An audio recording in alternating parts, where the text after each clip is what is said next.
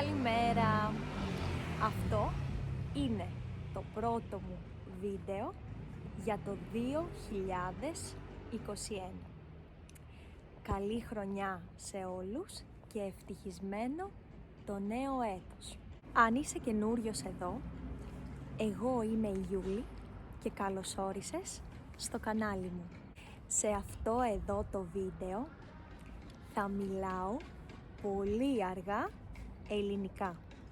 Αν όμως πάλι σας φαίνεται ότι μιλάω γρήγορα, τότε μπορείτε να αλλάξετε την ταχύτητα από τις ρυθμίσεις και να ενεργοποιήσετε ελληνικούς ή αγγλικούς υπότιτλους. Σήμερα αποφάσισα να πάω για μία βόλτα στη γειτονιά μου και να σας μιλήσω για τα κτίρια. Δηλαδή, θα μιλήσουμε για κάποια βασικά κτίρια που υπάρχουν όχι μόνο στην Αγγλία, αλλά και στη χώρα σας. Ελάτε να ξεκινήσουμε.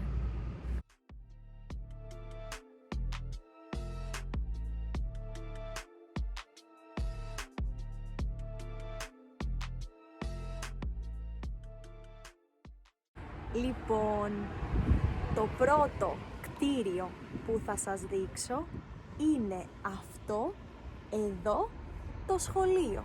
Σχολείο είναι το μέρος στο οποίο τα παιδιά μαθαίνουν γράμματα, δηλαδή μορφώνονται. Συγκεκριμένα αυτό είναι ένα δημοτικό σχολείο, δηλαδή ένα σχολείο για μικρά παιδιά από 6 έως 12 χρονών.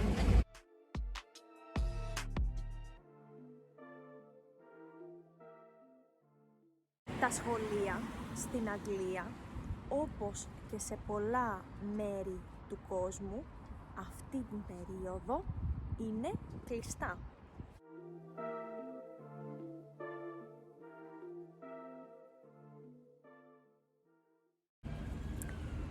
Τώρα βρίσκομαι μπροστά από ένα φαρμακείο.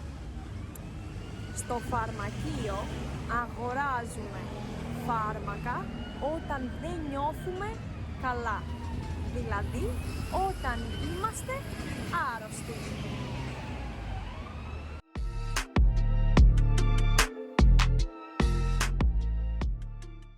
Τώρα βρίσκομαι μπροστά από ένα ταχυδρομείο. Δεν φαίνεται πάρα πολύ καλά. Με το ταχυδρομείο στέλνουμε γράμματα ή πακέτα.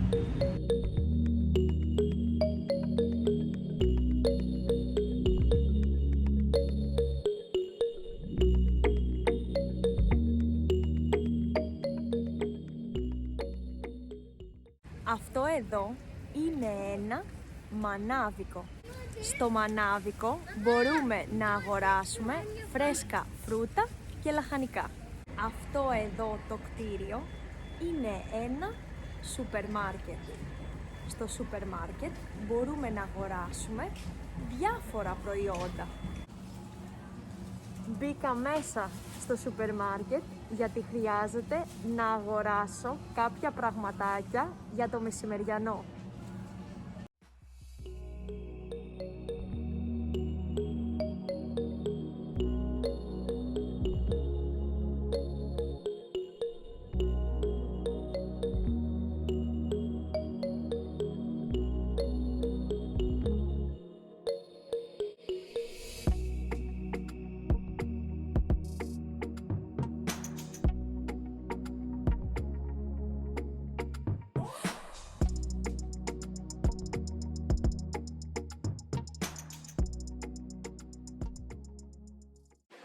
Αν είστε από την Αγγλία ή έχετε έρθει ποτέ στην Αγγλία, θα καταλάβατε ότι βρίσκομαι μπροστά από μία τράπεζα. Όλοι όσοι δουλεύουν έχουν σίγουρα έναν λογαριασμό σε μία τράπεζα.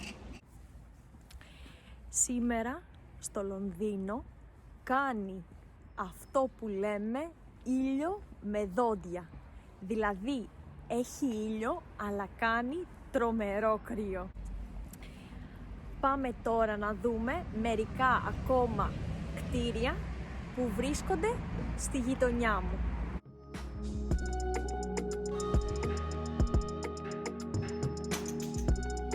Δεν ξέρω αν φαίνεται πολύ καλά, όμως βρίσκομαι μπροστά από ένα κομμωτήριο. Στο κομμωτήριο μπορούμε να κόψουμε τα μαλλιά μας ή να τα βάψουμε.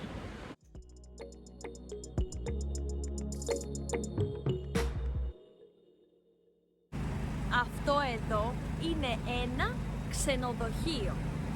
Στο ξενοδοχείο μένει κανείς όταν ταξιδεύει. Όμως τώρα όλα τα ξενοδοχεία είναι κλειστά.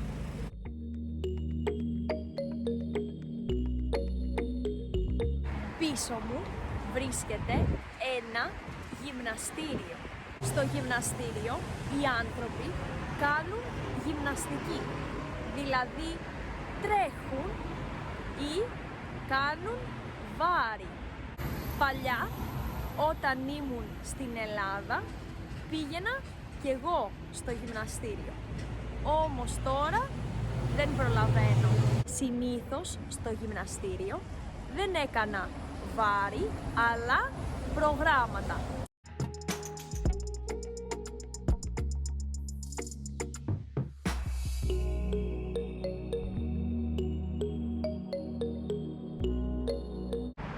Όπως καταλαβαίνετε, βρίσκομαι μπροστά από ένα κρεοπωλείο. Στο κρεοπωλείο μπορούμε να αγοράσουμε κόκκινο κρέας, λουκάνικα, κοτόπουλο ή κιμά. Λοιπόν παιδιά, πάμε γρήγορα πίσω στο σπίτι γιατί κάνει πάρα πολύ κρύο.